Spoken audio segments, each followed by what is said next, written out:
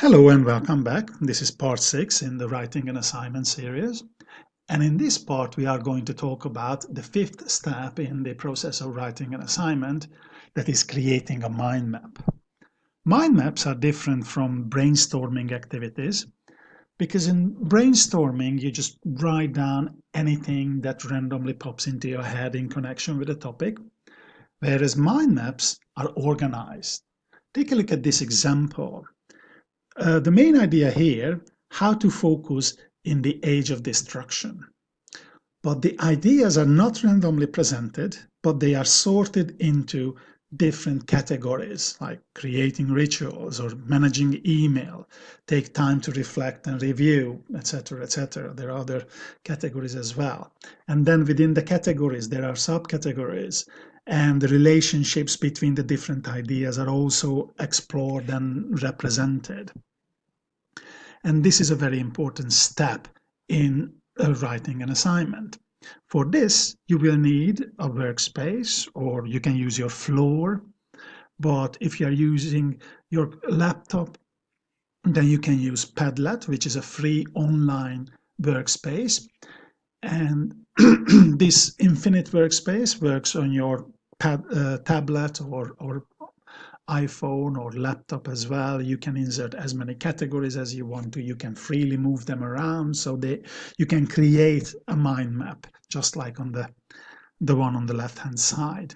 But right now, I'm just going to use the physical example. So let's say that you have a workspace, and then you just grab one of the pies that you created in step 3, and you lay out the sources that were in that pile. And once you have laid out the sources with your notes, obviously, you can start exploring the relationships between the different sources.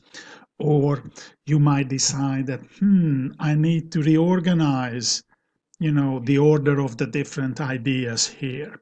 Or you might decide that, okay, I thought I would need this source, but now I see that I don't need this source, and maybe I will need something else in here. But basically, the important thing here is that you spend time thinking about the topic. You spend time thinking about setting up categories and the order of ideas. And I understand that you did the categorizing in step 3, but that step was before you did the detailed reading of the sources. Now you've done the detailed reading, so you know a lot more about your topic. You know your topic a lot deeper. And this step is very important for you to understand the topic better, but it also helps you to decide the structure of your essay. If you remember, in part 1, we were talking about how to lay out the structure of your essay, but that is not going to be the first step in writing an essay, in writing an assignment. This is when you actually going to decide on the structure, how you are going to present your ideas in your assignment. Okay, this step will take you 1 day, maybe 2. Actually, I gave you 1 or 2 days. So if you want to spend 2 days here, then maybe you spend 1 day on step 3, or if you want to spend 2 days on step 3, then you can spend just 1 day here. You're still going to have 11 days left to write up your 3,000 word assignment. Okay, so thank you very much for watching this part, and I hope you come back for part 6. Bye.